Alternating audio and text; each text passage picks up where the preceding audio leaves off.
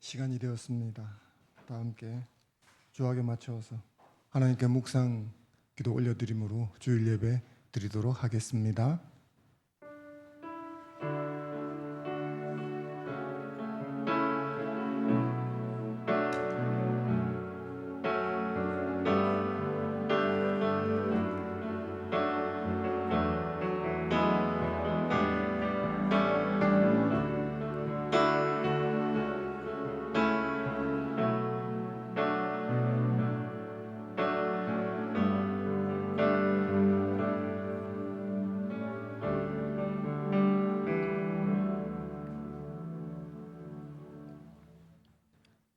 여호와가 너를 항상 인도하여 메마른 곳에서도 내 영혼을 만족하게 하며 내 뼈를 견고하게 하리니 너는 물된 동산 같겠고 물이 끊어지지 아니하는 샘 같을 것이라.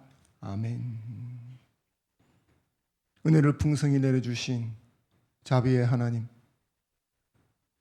오늘도 크고 크신 은혜에 감사와 찬송 올려드립니다. 본질상 진노의 자녀라 멸망할 수밖에 없는 저희를 긍휼히 여기시고 그 아들 예수 그리스도를 통해서 속량하셔서 아들의 영을 보아 아바 아버지라 부를 수 있게 해 주셨사오니 그 크신 은혜를 어찌 감사하지 않을 수 있겠습니까? 주님이 정한 거룩한 성일에 그 은혜에 감사하며 주의 백성들이 존전 앞에 모여 찬양과 경배를 올려드립니다. 하나님, 우리의 예배를 받아 주시옵시고 이 예배가 하나님의 거룩한 임재 안에 있는 예배 되게 하여 주시옵소서. 이 예배의 처음과 끝을 하나님께서 친히 자정하셔서 인도하여 주시사 주의 백성들이 거룩한 임재 속으로 들어가는 예배 되게 하여 주옵소서. 감사를 드리며 주 예수님 이름으로 기도드리옵나이다. 아멘.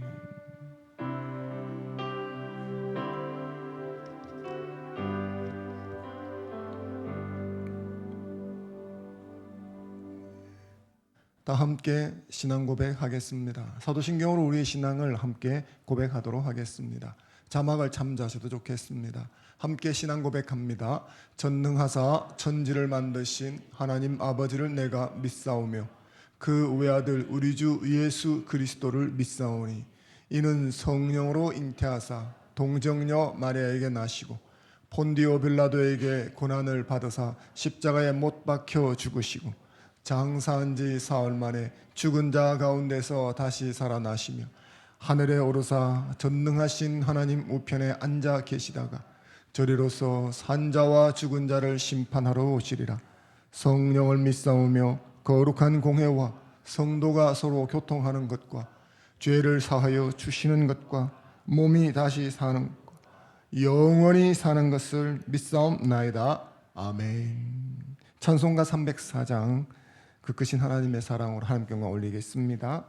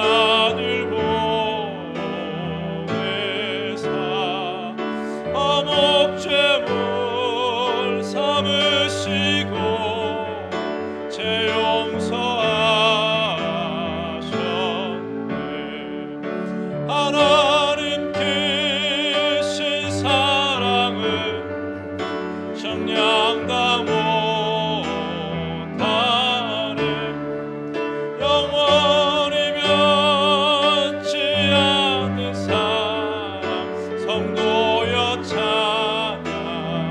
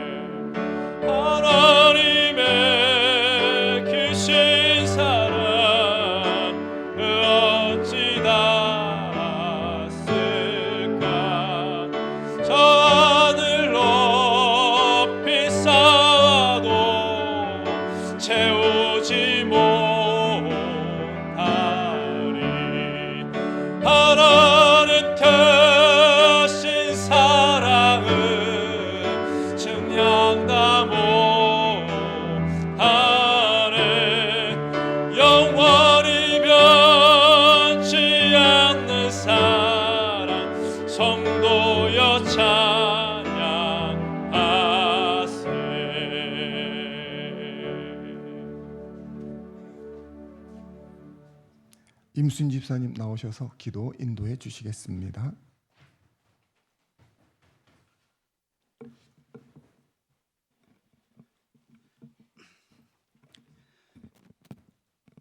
하나님 아버지, 은혜를 감사합니다.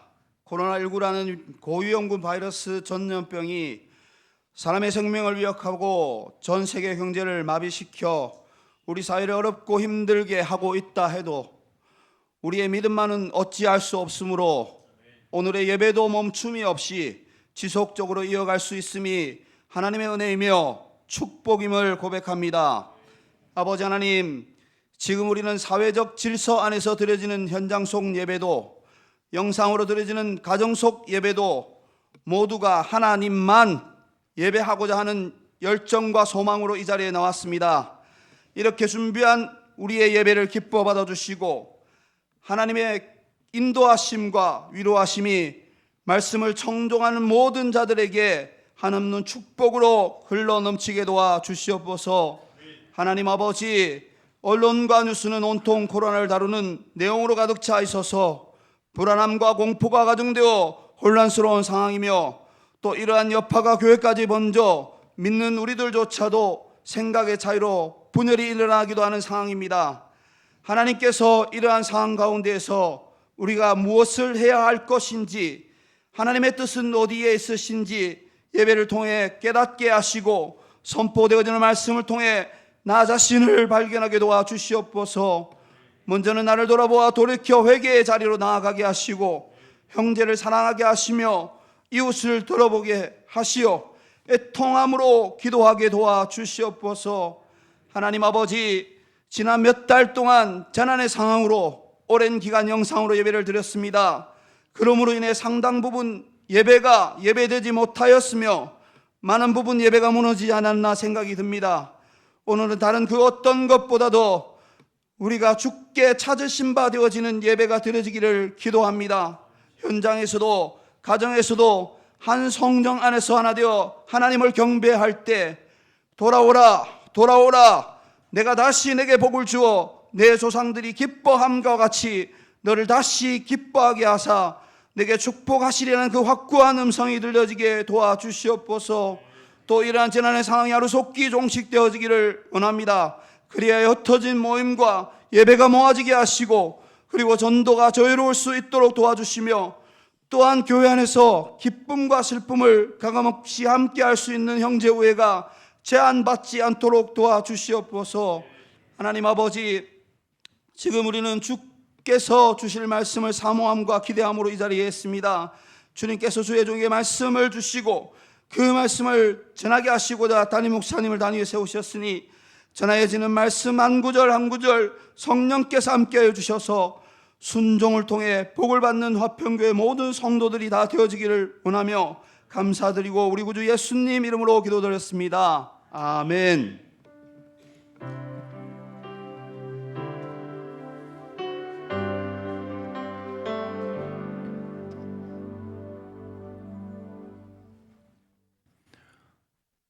오늘 우리에게 주신 하나님의 말씀을 받겠습니다. 신약성경 사도행전 1장 15절로 26절까지 말씀입니다.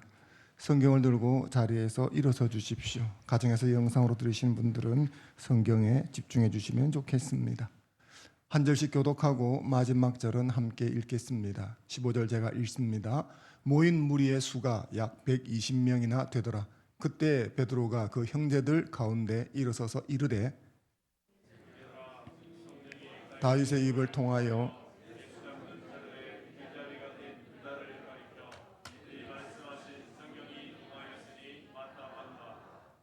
이 사람은 본래 우리 수 가운데 참여하여 이 직무의 한 부분을 맡았던 자라. 이 사람이 불의의 삭스로 후에 몸이 곤두박질하여 배가 터져 이 일이 예루살렘에 사는 모든 사람에게 알려져 그들의 말로는 그 밭을 아켈다마라 하니 이는 피밭이라는 뜻이라. 시편에 기록되어 이는 하였고 또 일러스되 타인이 취하게 하소서 하였도다. 이러함으로 요한의 세례로부터 우리 가운데서 올려져 가실 날까지 주 예수께서 우리 가운데 출입하실 때 항상 우리와 함께 다니던 사람 중에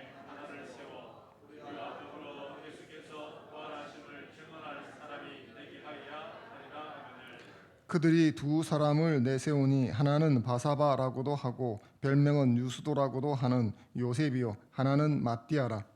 그들이 기도하여 이르되 내 마음을 아시는 주여, 이 두 사람 중에 누가 주님께 택하신 바 되어 봉사와 및 사도의 직무를 대신할 자인지를 보이시옵소서. 유다는 이 직무를 버리고 제 곳으로 갔나이다 하고 제비를 뽑아 그가 11사도의 수에 들어가니라. 아멘. 예배에 나오신 여러분을 주님의 이름으로 축복합니다. 한번 옆 사람에게 인사해서 샬롬 복 받으세요. 인사해 주십시오. 앞뒤로 인사하겠습니다. 샬롬 잘 오셨습니다. 하나님을 예배하는 자리에 오신 여러분들을 주의 이름으로 축복합니다. 하나님을 예배하기 원하는 저와 여러분 모두에게 하나님께서 준비한 은혜와 평강을 부어 주실 줄 믿습니다. 사도행전은 예수님의 부활로 시작합니다. 예수님은 부활하셨습니다. 십자가에 죽으시고 장사한 지 사흘 만에 다시 부활하셨습니다. 그리고 제자들과 40일 동안 함께 다니시면서 하나님 나라에 대해서 가르쳐 주셨습니다. 그리고 승천하시면서 제자들에게 땅끝까지 이르러 내 증인이 되라 하는 소명을 주셨습니다. 이 소명은 오늘 예배를 드리며 하나님의 말씀을 전하거나 듣는 저와 여러분 모두에게도 주신 소명인 줄 믿습니다. 예수님은 이 소명을 감당하기 위해서 성령 오심이 필수적이라고 말씀하셨습니다. 성령님이 없다면 땅끝 증인의 삶은 불가능하기 때문이지요. 이에 주님은 성령을 보내주시겠다는 약속을 주시고 성령께서 임재하시기까지는 예루살렘에 머물러라 하는 명령도 주셨습니다. 예수님이 승천하시고 제자들은 약속하신 말씀과 명령에 순종하여 예루살렘에 돌아가 기다리기 시작했습니다. 제자들은 그냥 기다린 것이 아니라 성령 강림을 간구하는 합심 기도를 하면서 기다렸습니다.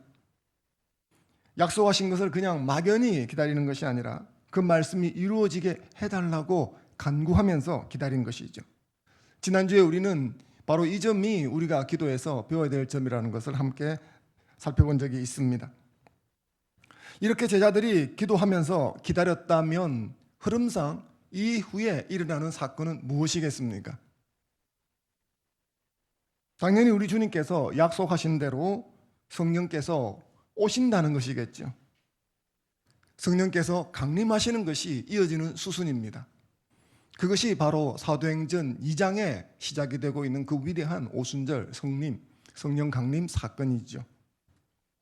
그런데 이런 흐름에 조금 엇박자를 내고 있는 것이 오늘 본문입니다. 즉 다시 말해서 그들이 와서 전심으로 기도하더라 하는 14절 이후에 2장 1절로 이어져도 아무런 문제가 없는데 15절부터 26절까지 상당히 긴 본문이 등장하고 있습니다. 흐름상으로 보면 생략해도 무방할 것 같은데 왜 이렇게 제법 긴 내용이 이곳에 있는 것일까? 오늘 말씀 속으로 한번 들어가 보겠습니다.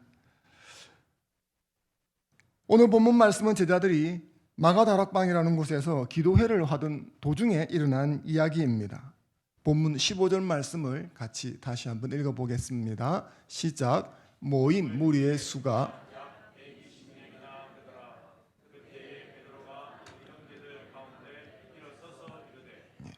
여기에 모인 무리가 약 120명, 그래서 120문도라고 하는 말이 나온 것입니다. 지금 제자들은 마가다락방이라고 하는 곳에 모여 기도하는 중이었습니다. 우리가 알다시피 이 기도회는 약 10일간 지속이 되었습니다. 물론 당시는 10일 동안 할 것인지는 몰랐죠. 이 기도회는 이 사건은 이 10일 기도하는 어느 시점, 정확하게 며칠째는 모르겠습니다만은 그때 일어난 일입니다. 기도회를 하던 도중에 베드로가 갑자기 벌떡 일어서서 의견을 말하기 시작한 것이죠. 무슨 의견을 말했을까요? 16절 말씀을 한번 읽어보겠습니다. 16절 시작. 형제들아, 성령이 다윗의 입을 통하여 마신 성경 응하였으니 마땅하도다. 아멘. 초대교회 최초 모임이라고 할 수 있는데, 이 기도회가 여기에서 지도자가, 리더가 베드로인 것으로 보여집니다. 교회 공동체의 리더로서 그는 제일 먼저 해결해야 될 문제가 있는데, 그것은 바로 가룟 유다에 대한 것이다 라고 판단했던 것 같습니다. 베드로가 말하고자 하는 요지는 간단합니다. 가룟 유다가 예수님을 배신하고 자살해버렸기 때문에 지금 11사도가 되었는데, 12사도를 맞추기 위해서 사도 한 사람을 충원하자, 그런 이야기를 한 것입니다. 어찌 보면 뜬금없어 보이는 이 베드로의 의견을 우리는 어떻게 생각해야 할까요? 이게 그냥 갑자기 생각된 충동적인 의견이라고 볼 수 있을까요? 우리 문화에서 숫자 4는 죽을 사자하고 발음이 같죠. 유대 문화에서 10이라고 하는 숫자는 가득 찬 숫자, 그래서 좋은 숫자로 이해가 되어집니다. 우리 문화에서 사자는 죽을 사자이기 때문에 좀 기피하죠. 그래서 엘리베이터도 4층은 사자로 쓰지 않고 F라고 쓰는 이유가 거기에 있죠. 유대 문화에서는 10이라는 숫자를 가능하면 맞추려고 합니다. 그렇다면 베드로의 이런 의견은 11명이라는, 즉 11이라는 숫자가 좀 불완전해 보이니까 한 명을 더 뽑아서 12를 맞추자라고 하는 유대 관습에서 나온 것일까요? 혹자는 이런 의견을 말하기도 합니다. 하나님이 준비해 놓으신 사도가 있었는데 베드로가 불필요하게 사도를 뽑자고 제안한 것이다. 하나님이 준비해 놓으신 사도는 누구겠습니까? 바울 사도를 말하는 것이죠. 여기서 베드로가 이야기를 해서 마띠아라고 하는 사도를 한 사람 뽑죠. 그러니까 순서상으로는 바울 사도는 13번째 사도가 되어져 버리는 거죠. 베드로가 안 뽑았다면 12사도가 확실하게 맞는데, 하나님은 이미 바울을 선택하셔서 12를 맞출 계획을 갖고 계셨는데 베드로가 그걸 모르고 오버하는 것이다. 괜히 쓸데없는 짓을 했다. 그래서 이 본문의 내용은 그런 쓸데없는 짓을 하지 말라는 경고로 실어놓은 것이다. 그렇게 말씀하는 분도 있습니다. 여러분들은 어떻게 생각하십니까? 저는 그렇지는 않다고 생각합니다. 지금까지 이야기의 흐름은 사도행전 1장 초두부터 쭉 흘러내오는 내용은 흐름상 부정적인 내용이 별로 없습니다. 다 긍정적으로 흘러가고 있는 것이죠. 난데없이 부정적인 내용을 삽입까지 해서 넣어야 될 필요성이 있겠는가? 희박하다고 저는 생각합니다. 오늘 본문 말씀은 오순절 성령 강림 사건 이전에 존재하고 있던 교회라고 하는 이 초보 공동체의 조직 정비에 대해서 주시는 말씀이다 하는 것입니다. 원래 사도란 예수님께서 하나님 나라 전파를 위해 많은 사람들 중에서 특별히 선택한 12사람을 말합니다. 그래서 이 12명을 12제자 혹은 12사도라고 부르죠. 이들은 예수님이 지니신 권세의 전권을 위임받은 자로서 말씀을 증거하고 이적을 베푸는 등 실로 막중한 사역을 감당했던 인물들입니다. 마태복음 10장 1절 말씀 같이 한번 읽어보겠습니다. 시작. 예수께서 그의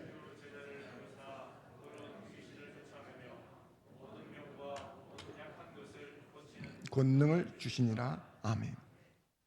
그런데 이 12명 중에서 가룟 유다의 배신과 자살로 인해서 사도의 숫자가 11로 줄어든 거죠. 예수님은 하나님 나라에 대한 소명을 이 사도를 중심으로 하는 교회 공동체에 위임하셨는데, 문제는 결혼 충원에 대한 아무 말씀 없이 승천하셨다는 것입니다. 예수님이 선택하신 12사람은 초기 기독교가 하나님 나라의 소망과 메시아 된 백성의 구성에 대해서 중추적 역할을 담당하던 직분이었습니다. 예수님께서 주신 하나님 나라에 대한 소명을 감당한 핵심 그룹이 바로 사도 그룹이라는 것이죠. 그래서 초대교회에서 12사도의 권위는 무시할 수 없는 것이었습니다. 이런 흐름으로 볼 때 가룟 유다의 죽음으로 비어있는 사도의 한 자리를 채우는 것은 복음 전파를 시작하기 전에 행해져야 될 자연스러운 수순이다라는 것을 우리가 알 수가 있습니다. 즉 하나님께서는 오순절 성령 강림 사건 이전에 교회 공동체가 하나님이 주신 그 소명을 감당할 수 있는 준비가 되기를 원하셨다 하는 것을 우리가 알 수 있는 것입니다. 베드로의 이 같은 제안은 장차 임할 오순절 성령 강림을 준비하고 보완하기 위해서 꼭 필요한 중요한 행위였다 하는 것입니다. 이 본문은 다시 말해서 성령께서 오시기 전에 인간적인 측면에서 인간편에서 뭐가 준비되어야 되는가 하는 것을 보여주는 장면이라는 것이죠. 그래서 조직 정비가 중요하다. 즉 다시 말해서 그릇이 잘 정비되어야 한다는 것을 보여준 것입니다. 그렇다면 베드로는 어떻게 이런 하나님의 뜻과 계획을 캐치할 수 있었을까 하는 것이죠.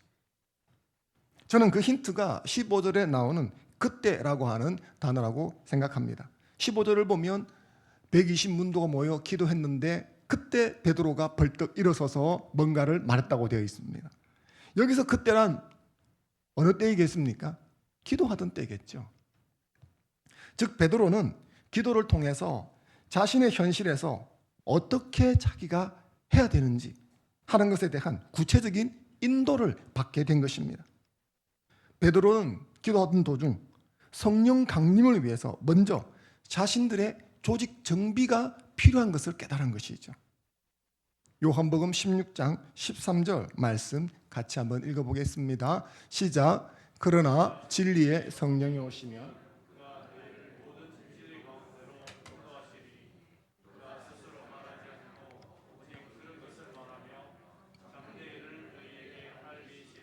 아멘.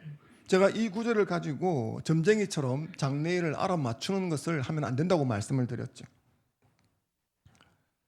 하지만 이 구절에서 장래일을 넓은 의미에서 볼 때 개인의 삶에 주어지는 성령의 조명하심으로 해석할 수는 있다고 말씀을 드렸습니다. 이 성령의 조명하심도 점쟁이처럼 앞날에서 딱딱 지시하는 그런 형태는 아니죠. 이 성령의 조명하심이란 지금 내가 있는 이 시점에서 나를 향한 하나님의 뜻이 무엇인가를 점차 분명하게 알게 해준다는 것입니다. 느헤미야 1장 4절 말씀을 같이 한번 읽어볼까요? 읽겠습니다. 시작. 내가 이 말을 듣고 앉아서 울고 수일 동안 슬퍼하며. 이 구절은 여러분이 제가 몇 번 말씀을 드려서 익히 아실 것으로 생각합니다. 예루살렘 성문이 불탔다는 소식을 듣고 애통해서 느헤미야가 기도를 시작한 장면입니다. 이 기도는 약 4개월간 지속이 되어집니다. 그리고 2장으로 넘어가면 왕과 대면하는 장면이 나오는데 거기서 느헤미야는 자신을 예루살렘 중건을 위해서 예루살렘 총독으로 파견해 줄 것을 요청합니다. 그러면서 대담하게도 중건을 위해서 필요한 자재를 요청하고 그걸 명령장으로 만들어 달라고 요구합니다. 왕의 물음은 즉흥적이었습니다. 그런데 어떻게 느헤미야가 주저함 없이 즉각 이런 대답을 할 수 있었을까요? 그것은 느헤미야가 기도를 통해서 성령의 조명하심을 받고 있었기 때문입니다. 저는 성령의 조명하심을 받고 있는 대표적인 장면이 이 장면이라고 생각을 합니다. 처음에 느헤미야는 자신이 예루살렘 총독으로 가거나 중건해야 되겠다는 그런 생각을 갖고 있지 못했습니다. 그냥 단지 불타버린 예루살렘 때문에 애통해서 기도하기 시작한 것이죠. 그냥 애통한 마음으로 기도하기 시작했는데 그게 4개월이 지속이 된 것입니다. 원래는 4개월 동안 하려고 했던 것도 아니었죠. 근데 그렇게 기도하면서 점차 하나님께서 자신을 예루살렘으로 부르신다. 예루살렘 중건을 내가 하기를 원하신다는 것을 깨닫기 시작한 것입니다. 그리고 이 인도하심에 그가 순종했을 때 그는 우리가 아는 위대한 느헤미야가 된 것입니다. 그가 만약 이 인도하심을 거부했다면 그 당대에 잘 먹고 잘 살았을지 모르지만 우리는 그의 이름을 몰랐을 것입니다. 베드로 역시 기도하면서 이 느헤미야가 겪었던 이런 성령의 조명하심의 은혜를 입었다고 볼 수 있습니다. 베드로는 이 기도회를 진행하고 기도를 하면서 자신이 처한 현실에서 무엇을 해야 할지, 어떻게 해야 할지를 조금씩 깨닫기 시작한 것입니다. 엘리야가 불로 응답하시는 하나님을 기대하면서 제일 먼저 했던 것들이 무너진 12돌을 제단을 쌓기 위해서 12돌을 가져와가지고 단을 수축했던 것처럼 12사도를 정비하는 것, 이것이 성령께서 임하시기 전에 우리가 해야 될 일이구나 하는 사실을 그가 깨닫기 시작했다는 것입니다. 그리고 이렇게 깨달아가던 베드로를 통해서 성령 강림 이전에 교회 공동체가 미리 준비되기 원하셨던 하나님의 뜻이 이루어진 것입니다. 저는 이것이 기도의 제일 큰 매력 중에 하나라고 생각합니다. 보통 기도하면 큰 이적이나 놀라운 사건이 일어나는 것을 먼저 떠올립니다. 엘리야가 기도했더니 하늘에서 불이 떨어졌다. 제자들이 기도하니까 오순절 성령께서 강림하셔서 온 도시가 뒤집어졌다. 베드로가 기도하니까 죽었던 도르가가 다시 살아났다.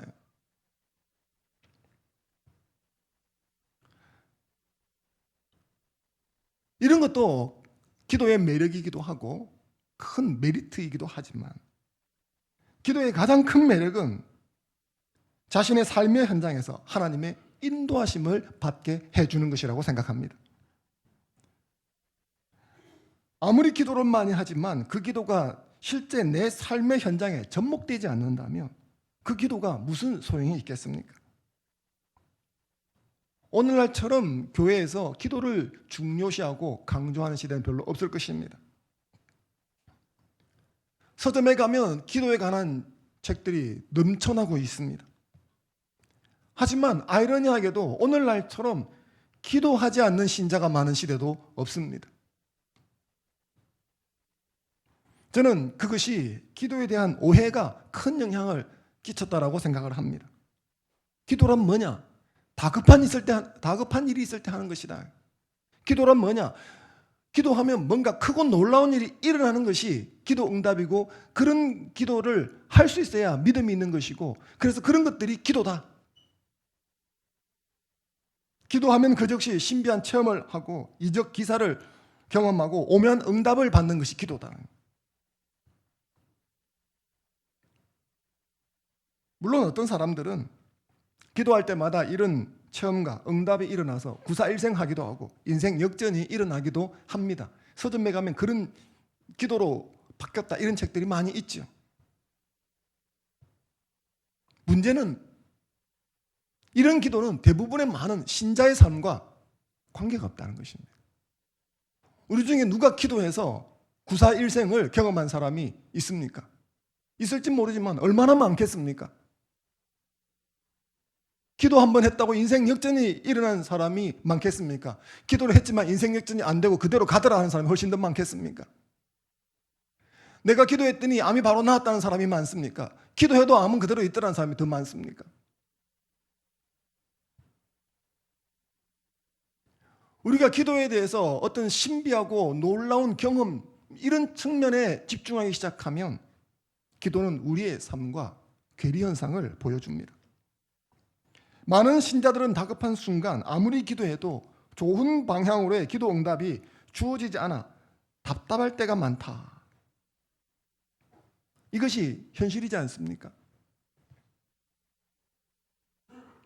그런데 그렇게 해서 기도 응답을 받지 못하면 그렇구나 하기보다는 믿음이 없어서 기도 응답이 되지 않는다 해서 잔뜩 기도를 했지만 믿음이 없다고 질책을 받는 경우가 더 많습니다. 그러니 기도가 얼마나 어렵습니까? 기도 한번 하면 뭔가가 나타나야 하는 거죠. 저희 같은 목회자들이 산상수련회를 기도회를 갔다가 오면 와서 설교를 하거나 뭔가 하면 뭔가 뒤집어지는 일이 나타나야 되니까 가는 게 얼마나 부담스럽겠습니까? 기도를 한번 하면 내 문제가 해결돼야 되니까 기도를 한 것 자체가 상당히 용기가 필요하고 하기가 힘들어지게 만들어지는 거죠. 그런데 사실 기도의 가장 큰 매력은 그런 위대하고 놀라운 일이 아니라 지속적인 기도 생활을 통해서 점진적으로 하나님의 인도하심을 받게 한다는 거예요. 믿음의 거장, 이런 타이틀이 없는 평범한 신자라 할지라도 지속적으로 기도하다가 보면 현실에서 하나님의 인도하심을 경험할 수 있습니다. 그러면서 점차 삶의 현장에서 하나님의 살아계심을 경험하게 되는 것이죠. 그리고 이런 경험들의 반복으로 보다 깊이 있는 신앙으로 나아가게 되는 것입니다. 저는 바로 이 점이 기도가 주는 가장 큰 매력이라고 생각을 합니다. 기도에 이끌리는 가장 큰 메리트가 바로 여기 있다고 생각을 합니다. 사랑하는 성도 여러분, 지속적으로 기도하는 습관에 도전하시기 바랍니다. 비록 우리가 부족하고 모자란 점이 있다 할지라도 이렇게 기도하기 시작하면 하나님의 인도하심을 받을 수 있습니다. 내가 다급한 상황에 바로 기도하면 어떤 일이 탁 해결되고 뭔가 구체적인 방안이 나오면 얼마나 좋겠습니까? 하지만 안 그럴 수도 있습니다. 하지만 처음에 아무런 계획도 없고 아무런 방향을 잡을 수 없어 답답할지라도 지속적으로 기도하기 시작하면 점차 하나님께서 어떻게 해야 될는지 하는 것을 알려주시는 분별력이 그 사람에게 주어지기 시작하는 것입니다. 이사야 30장 21절 말씀 같이 한번 읽어보겠습니다. 시작. 너희가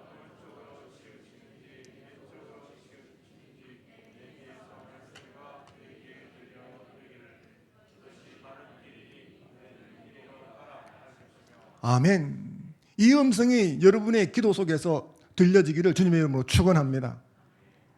지속적으로 기도하기 시작하면 누구든지 이런 하나님의 인도하심을 경험할 수 있습니다. 그리고 이렇게 지속적인 기도를 통해서 하나님의 인도하심을 받기 시작하면 그 사람이 하나님의 쓰심에 합당한 도구가 되는 것입니다. 이 말은 하나님을 영화롭게 한다는 것이요, 이 말은 그가 영화롭게 된다는 것입니다. 기도를 대단한 일로 생각하고 어렵게 생각하고 지레 포기한 분이 있으십니까? 다시 마음을 추스리시고 지속적으로 기도하는 일에 도전하는 여러분이 되셨으면 좋겠습니다. 지속적으로 기도하는 자, 하나님의 인도하심을 받는 은혜를 경험하게 될 것입니다. 이 은혜를 경험하고 누리는 저와 여러분 되기를 주님의 이름으로 축원합니다. 그렇다면 하나님은 우리의 기도 속에서 구체적으로 우리를 어떻게 인도해 가실까요? 오늘 베드로의 성경 인용 말씀에서 우리는 그 해답을 찾을 수가 있습니다. 본문 20절 말씀을 같이 한번 읽어보겠습니다. 시작. 시편에 기록하였으되 그의 거처를 또 일렀으되 그의 직분을 아멘. 이 구절은 베드로가 시편 말씀을 인용하고 있는 부분입니다. 시편 2개를 인용하는데요, 여기 전반부에 있는 그의 거처를 황폐하게 하시며 거기 거하는 자가 없게 하소서 하는 부분은 시편 69편 25절 말씀을 인용한 것입니다. 시편 69편 25절 같이 한번 읽어보겠습니다. 시작. 그들의 거처가 황폐하게 하시며 그들의 장막에 아멘. 본래 이 시편 69편 25절 말씀은 메시아를 대적하는 적들에게 저주를 호소하는 장면입니다. 대적들의 멸망을 예고하는 것이죠. 베드로는 이 구절의 의미를 예수 그리스도의 대적자들에게 적용을 시키고 있는데 특별히 여기서는 가룟 유다에게 적용을 시키는 것입니다. 즉 시편 69편 25절 말씀을 인용하면서 가룟 유다에 대한 이 심판 말씀이 가룟 유다의 배신과 자살로 인해서 성취되었다라고 선언하는 것입니다. 그리고 이후에 나오는 그의 직분을 타인이 취하게 하소서 하는 부분은 시편 109편 8절 하반부를 인용한 것입니다. 시편 109편 8절을 같이 한번 읽어보겠습니다. 시작. 그의 연수를 짧게 하시며 시편 문맥에서 이 부분은 원수가 일찍 죽게 하시고 그 원수가 맡았던 역할은 다른 자가 대신 맡게 해달라라는 요청입니다. 베드로는 이 시편 109편 8절의 하반절을 인용하면서 가룟 유다가 맡았던 직분 계승은 아직 이루어지지 않았다고 본 것입니다. 즉 시편 69편 25절 말씀처럼 심판의 말씀은 응해서 가룟 유다가 죽었다는 거죠. 근데 시편 109편 8절 하반절 말씀을 인용하면서 가룟 유다가 비록 죽긴 했지만 그 직분을 누가 대신 계승해야 되는데 이 부분은 이루어지지 않았다라는 것입니다. 그래서 이 말씀이 응하기 위해서 사도 한 명을 더 충원해야 한다. 그렇게 말하고 있는 것입니다. 이 장면은 우리가 실제의 삶에서 하나님의 인도하심을 구체적으로 어떻게 인도함을 받아가는가 하는 것을 아주 잘 보여주고 있습니다. 하나님께서 우리의 삶에 개입하셔서 우리를 당신의 뜻 가운데로 인도하시는 수단은 무수히 많습니다. 환상도 있고요. 기적현상도 있죠. 예언도 있습니다. 꿈도 그런 방편 중에 하나이죠. 하지만 신구약 성경 말씀이 완성된 이후 가장 표준적이며 가장 보편적인 수단은 기록된 말씀을 통해서 인도하시는 것입니다. 사도행전을 보면 베드로는 환상을 통해 고넬료에게 인도를 받습니다. 다메섹에 살던 아나니아는 역시 환상 속에서 일시적으로 장님이 된 사도 바울에게로 인도함을 받습니다. 하지만 이런 것들은 비상한 시기에 일어나는 것들이요, 보편적이거나 혹은 대표적인 수단은 아닌 것입니다. 만약 이것들이 보편적이고 대표적인 수단이라고 한다면 하나님께서 어떤 사람의 삶에 개입해서 그를 인도하시는 방편들이 모두 이것들로 도배가 되지 않겠습니까? 사도행전은 성령께서 개입하셔서 역사가 일어난 것을 가장 많이 기록한 책이지만 이런 식으로 사람을 인도한 예는 그렇게 많지가 않습니다. 사도행전 안에서도 말이죠. 실제로 이런 것들은 드물게 일어나는 일이요. 특별히 성경 말씀이 완성되어져서 우리에게 주어진 시점으로부터는 이것이 대표적인 수단이 될 수가 없었던 것입니다. 성경 전반을 보아도 가장 대표적인 예는 말씀을 통해 인도하는 것입니다. 다니엘의 예를 한번 들어보죠. 다니엘서 9장 2절 말씀을 같이 한번 읽어보겠습니다. 시작. 곧 그 통치 원년에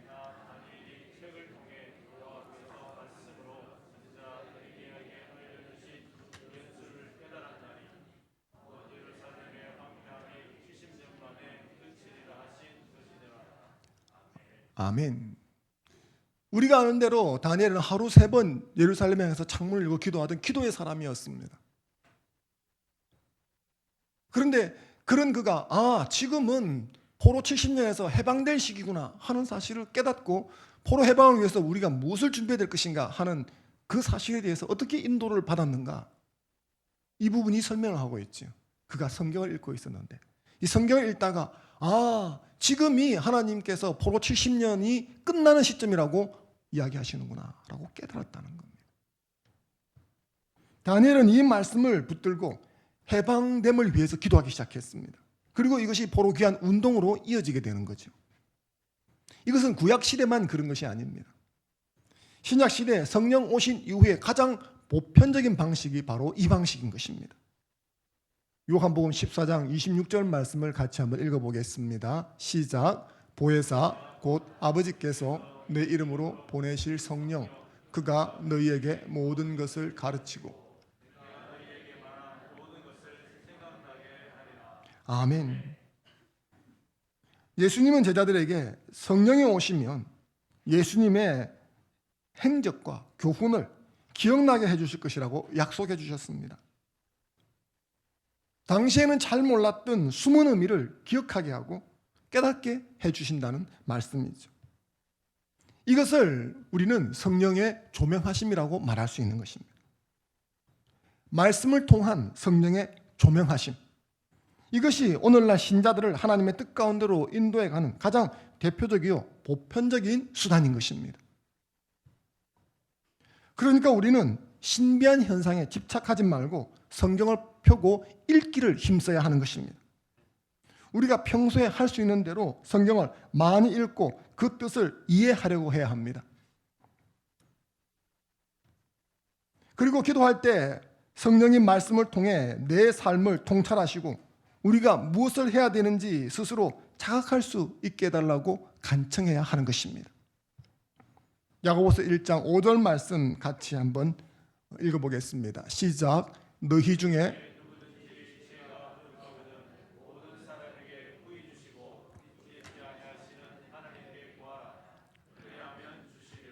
아멘.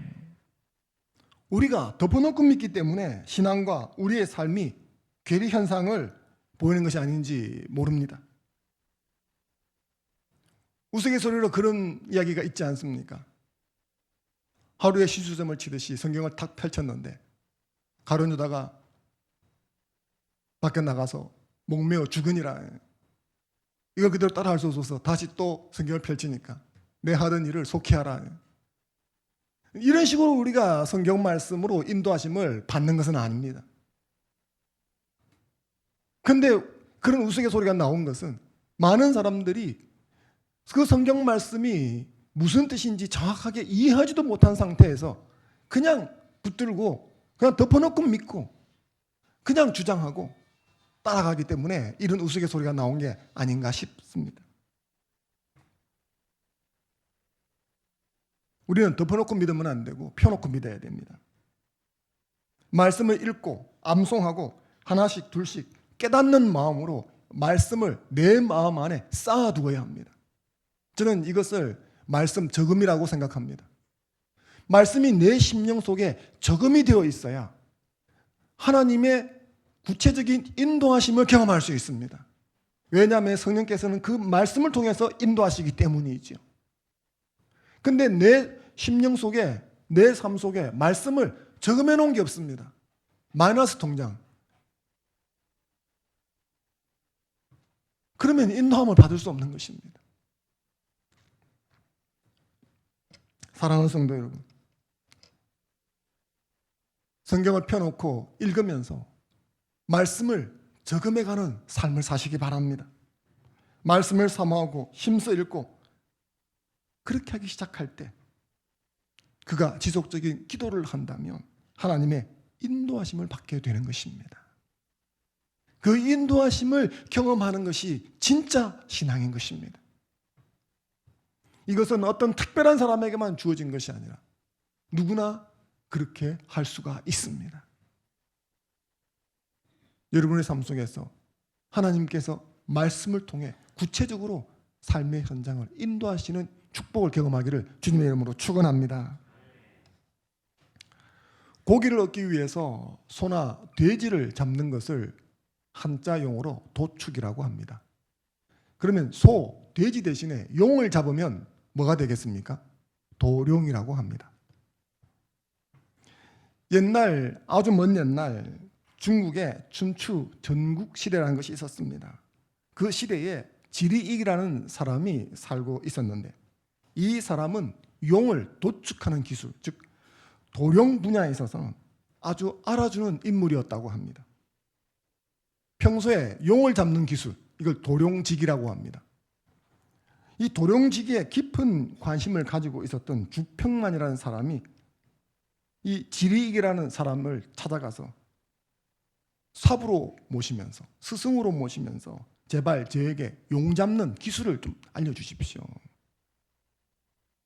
그냥 그 기술을 배울 수 있겠습니까? 그래서 1000금이나 되는 자기의 가산을 몽땅 다 갖다 바치고 3년 동안 용을 잡는 기술을 배웠습니다. 드디어 3년 만에 이 지리우로부터 주평만은 용을 잡는 모든 기술을 다 마스터하고 하산을 했습니다. 그런데 문제가 있습니다. 뭐가 문제일까요? 소나 돼지는 있는데 용이 없습니다. 용은 이 세상에 존재하지 않는, 즉 상상 속에서만 존재하는 전설의 동물이죠.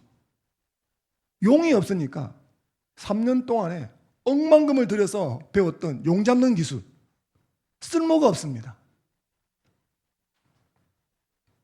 그래서 나온 고사성어가 도룡지기라는 것입니다. 현실적으로 아무런 쓸모가 없는 허황된 지식. 그런 어리석은 지식을 추구하는 것, 이런 것들을 도룡직이라고 말하는 것이죠. 저는 우리 신앙의 핵심이라고 할 수 있는 기도와 말씀이 도룡직이 취급을 받는 게 아닌가 하는 아쉬움이 있습니다. 열심히 기도하고 말씀을 많이 읽는 것을 반대하는 기독인은 아무도 없습니다. 목회자 가운데 성경 많이 읽지 마세요. 기도 너무 많이 하지 마세요. 그렇게 가르치는 목회자도 없습니다. 하지만 그게 내 삶에 구체적으로 어떻게 연결되는지를 경험하는 이들은 또 그렇게 많지가 않습니다. 그래서 기도와 말씀은 마치 도룡지기처럼 삶의 현장에서는 크게 쓸모가 없는 지식 취급을 받고 있는 것이 오늘날이 아닌가 싶은 거죠. 기도와 말씀의 중요성을 수없이 강조하지만 기도와 말씀의 매력, 메리트가 무엇인지 잘 알지를 못합니다. 대부분의 신자들은 신년 초가 되면 기도 많이 하겠다, 성경 많이 읽겠다, 이런 결심들을 하곤 하죠. 아마 여러분도 신년 초에 그런 결심들을 했을 터인데 지금 한 해가 거의 반 지나가는데 그 결심이 어떻습니까? 코로나19만 남아있지 뭐 그 결심 남아있나요? 코로나19로 집에 있을 시간이 엄청 많아졌는데 그래서 비례해서 성경 읽는 시간이 많아지고 기도하는 시간이 많아졌습니까?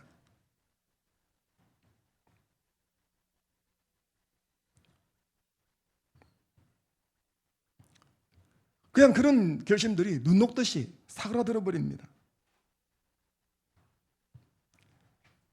하지만 우리가 지속적으로 기도할 때 그러면서 내게 이 기도와 말씀이 어떤 유익이 되는지 경험하기 시작한다면 시키지 않아도 기도와 말씀에 매진하게 되는 것입니다. 기도를 통한 하나님의 인도하심을 어떤 신비적 현상이나 급한 불끄기로 제한을 하니까 기도를 통해서 어떤 메리트를 경험하지 못하는 거예요. 기도하고 내 삶하고 무슨 상관이 있나요? 그래서 저는 아이들에게 잘못하면 너 교회 가서 기도하고 와 이런 말 안 했으면 좋겠습니다. 기도하면 메리트 대신에 벌이다 이런 이미지가 돼 있는 사람이 장차 어려운 문제가 생겼을 때 기도하겠습니까? 말씀도 마찬가지죠. 지속적인 기도 속에서 하나님께서 내게 적합한 말씀을 통해 내 삶을 조명해 주시는 은혜를 경험하면 말씀이 송이꿀보다 달다는 것을 알게 되는 것입니다. 그렇게 되면 누가 성경을 읽어라 말아라 말 안 해도 자기가 찾아서 성경을 읽기 시작하는 것이죠. 그런데 이런 경험이 없이 그냥 성경을 마구 읽어야 합니다. 몇 장 읽으니 물어보니까 읽어야 합니다. 일독했냐고 조사를 하니까 읽어야 합니다. 숙제처럼 읽어야 하니까 읽어야 합니다. 벌 받는 것처럼 읽어야 하니까 읽어야 합니다. 그러니 성경 읽는 것이 고역이 되는 것이죠. 사랑하는 성도 여러분, 우리 모두 하나님의 인도하심을 삶의 현장에서 받으며 살아갔으면 좋겠습니다. 이런 축복은 어떤 특정 부류의 사람들만이 하는 것이 아닙니다. 어떤 대단한 사람들만 하는 게 아니라는 말입니다. 성에는 공기 중의 수분이 적당한 조건들을 갖추면 유리창 표면에 항상 생겨납니다. 평소에 눈이 보이지 않지만 안과 밖에 온도차가 갖추어지면 당장 드러나는 것이죠. 내 삶에서 구체적인 하나님의 인도하심 역시 이와 비슷한 것입니다. 내 삶에서 하나님의 역사가 중단 없이 계속되기를 원한다면 내 편에서 이 조건을 맞출 필요가 있는 것입니다. 저는 그것이 바로 지속적인 기도와 말씀 적음이라고 여러분들에게 말씀드린 것입니다. 이렇게 하기 시작하면 삶의 현장에서 하나님께서 여러분의 삶에 개입하시는 것을 다른 누구도 아닌 여러분 자신이 경험하고 느낄 수 있는 것입니다. 이사야 58장 11절 말씀을 같이 한번 읽어보겠습니다. 시작. 여호와가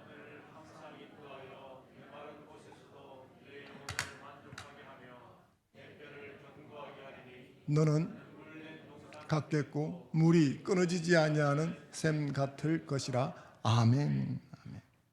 하나님이 내 길을 인도해 주신다면 무엇이 문제가 되겠습니까? 하나님의 인도하심을 받아 걷기 시작하면 사망의 음침한 골짜기를 지나가도 두려울 필요가 없는 줄로 믿습니다. 사랑하는 성도 여러분, 말씀과 기도를 통해서 하나님의 뜻을 내 삶의 현장에서 깨닫고 경험하는 복을 누리는 우리가 되었으면 좋겠습니다. 만약 우리가 그런 삶을 살아간다면 하나님의 은혜로 이 땅 가운데서 축복의 통로로 우뚝 서게 될 것입니다. 신앙은 신바람이 날 것이고 내가 신나니까 다른 사람들의 눈에 내가 매력적인 사람으로 비추어질 것입니다. 말씀과 기도를 통해서 하나님의 인도하심 속에 오늘을 살아가며 하나님을 영화롭게 기쁘고 즐거운 삶을 살아가는 저와 여러분 될 수 있기를 주님의 이름으로 축원합니다. 주신 말씀 붙들고 잠깐 함께 기도하는 시간 갖겠습니다.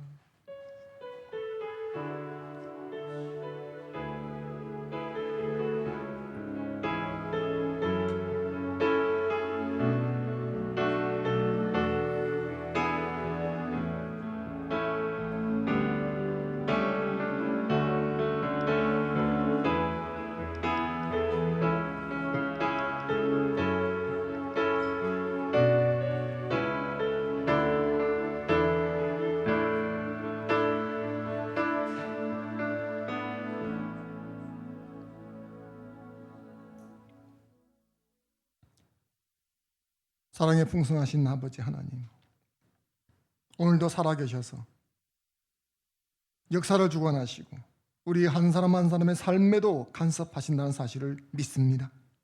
주님, 이 하나님의 간섭하심, 구체적인 삶의 현장에서 살아서 역사하심을 경험하는 우리 모두가 되게 하여 주시옵소서. 지속적인 기도를 통해서 말씀을 내 심령 가운데 쌓아가는 삶을 통해서 성령의 조명하심을 구체적인 삶의 현장에서 적용받아서 하나님의 인도하심을 받아 물된 동산으로 나가게 하여 주시옵소서. 주님, 이를 사모하는 마음이 있사오니 크고 놀라운 일에 마음을 뺏기기 전에 자꾸 시작할 수 있는 일부터 먼저 하나님 앞에 무릎 꿇고 기도하면서 주님 앞에 나아가는 우리가 되게 하여 주시옵소서. 이렇게 기도하고 말씀을 가까이 하는 출발점에 서 있는 자들을 붙들어 주셔서 점진적으로 하나님 살아계심을 경험하고 주를 찬양하는 복된 입술들이 다 되게 하여 주옵소서. 아프신 분들 위해 잠깐 기도하겠습니다. 자신의 아픈 부에 손 얹어 주십시오. 믿는 자들에게는 이런 표적이 따르리니 곧 그들이 내 이름으로 귀신을 쫓아내며 새 방언을 말하며 뱀을 집어 올리며 무슨 독을 마실지라도 해를 받지 아니하며 병든 사람에게 손을 얹은 듯 나으리라. 아멘. 사랑하는 아버지 하나님, 우리는 하나님께서 전능하신 것을 믿습니다. 그 전능하신 하나님이 선하셔서 우리가 복받기 원하시는 줄 믿습니다. 그래서 이 말씀을 주시고 병 낫기를 위해 기도하라고 명령하신 것이 아닙니까? 이 말씀을 붙들고 우리가 기도하오니 주님, 이 말씀이 응하게 하여 주시옵소서. 귀신이 쫓겨나가게 하여 주시옵소서. 이미 해를 받았다면 치유되게 하여 주시옵소서. 병상에 있다면 벌떡 일어서게 하여 주시옵소서. 나사렛 예수 이름으로 명하노니 믿음으로 손을 부위에 있는 질병은 이 시간 깨끗하게 나음을 입을지어다. 통증은 사라져버릴지어다. 주 보좌로부터 치유하는 광선이 발하여져서 그 온몸을 관통하고 지나갈 적에 그 속에 있는 모든 것들은 치유될지어다. 주의 이름으로 선포하였습니다. 외양간에서 놓은 송아지가 절로 펄쩍펄쩍 뛰는 것처럼 주님을 찬양하는 복된 입술들이 다 되게 하여 주시옵소서. 감사합니다. 예수님 이름으로 기도드렸습니다. 아멘. 찬송가 366장 올려드리면서 봉헌 준비하겠습니다.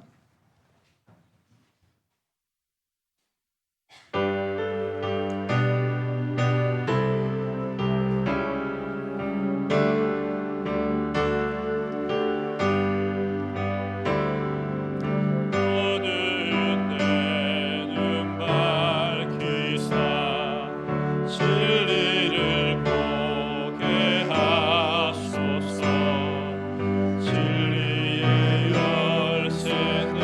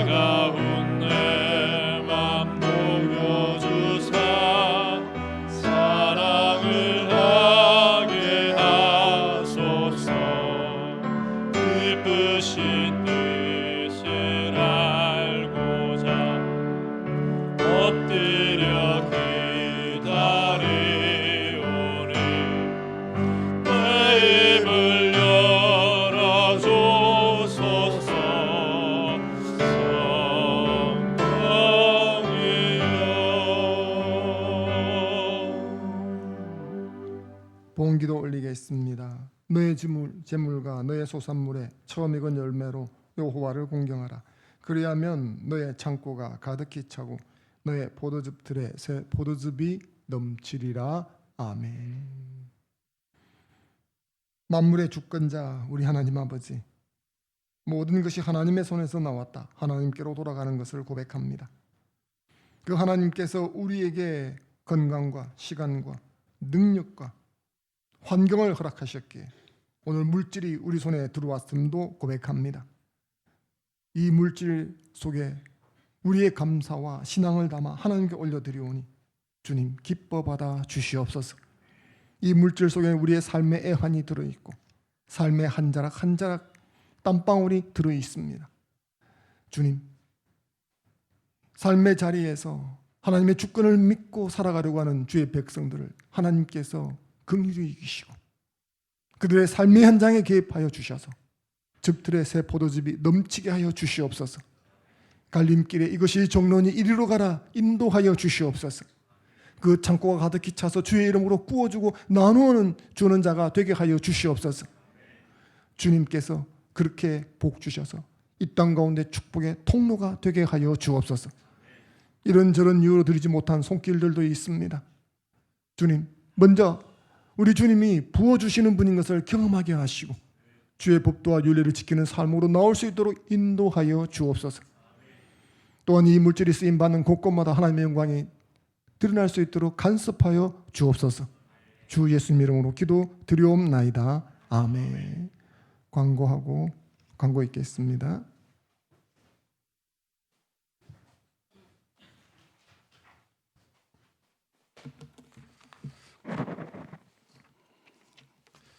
광고 드립니다. 1번 광고입니다. 교회당을 출입하시는 성도님들은 방역 수칙을 반드시 지켜주시기 바랍니다. 2번입니다. 다음 주일 예배 6월 21일 참석 안내입니다. 일부 예배는 남 1, 2마을과 여 4, 5마을, 2부 예배는 여 1, 2, 3마을과 한나순, 청년부가 해당되겠습니다. 3번입니다. 예부에서 모이는 순모임 및 식사교제는 6월 21일부터 실시합니다. 4번입니다. 전교인 금요기도회가 6월 19일 금요일 본당에서 있습니다. 9시입니다. 5번입니다. 6월 정기 운영위원회가 6월 17일 수요일 예배 후에 새가족실에서 열립니다. 운영위원님들은 필히 참석해 주시기 바랍니다. 6번 광고입니다. 이번 주 수요일 오전 기도회는 배신영 목사님께서 인도하십니다. 위하여 기도해 주시기 바랍니다. 7번입니다. 6월 21일 주일 기도 및 인도 안내위원입니다. 주일 기도 1부는 최영식 집사님, 2부 정태한 집사님, 수요 기도는 서덕kim 권사님과 본당 안내입니다. 임수연 집사님과 새가족부가 해당되겠습니다. 정문 안내 1부는 남 이순말 유익순이 되겠습니다. 2부는 충남 이경환 장로가 되겠습니다. 감사합니다. 보충 광고 드리겠습니다. 3번 순 식사 교제는 교회 소그룹 모임을 통한 확산 때문에 잠정 중단이 되었습니다. 그래서 21일까지로 되어 있는데 그것은 더 연장하는지 아니면 그렇게 하고 해제를 해서 다시 시행을 하는지 하는 부분은 이번 주에 운영이랑 또 여러 가지 논의를 해서 다시 공지하도록 하겠습니다. 찬양하고 축복기도 후에 예배를 폐하겠습니다. 찬송가 191장입니다.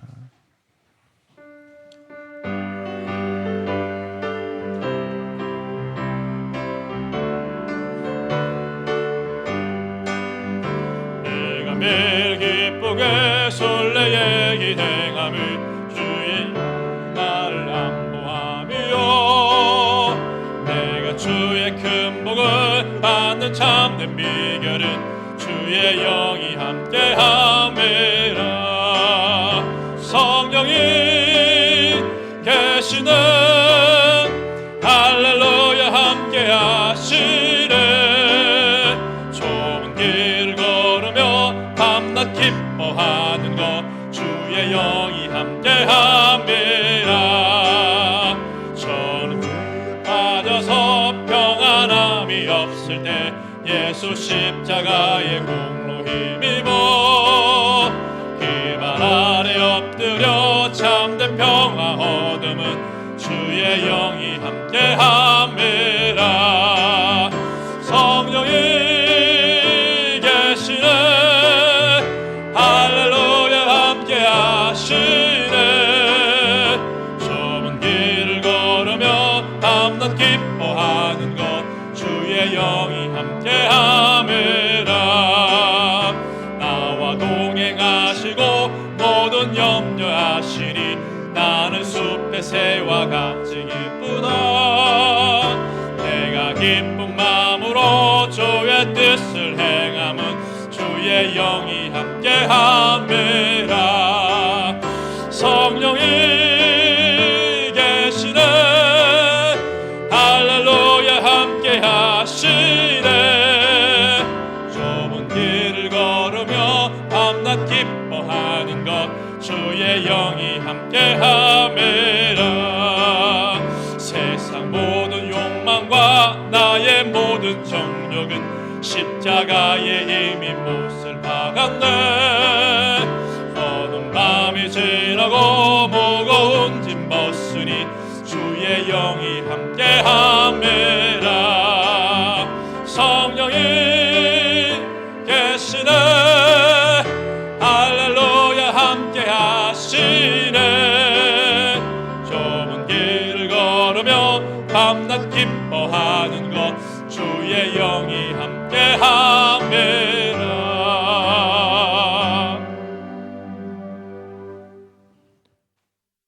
여호와는 너에게 복을 주시고 너를 지키시기를 원하며 여호와는 그의 얼굴을 너에게 비추사 은혜 베푸시기를 원하며 여호와는 그 얼굴을 너에게로 향하여 드사 평강 주시기를 원하노라. 아멘.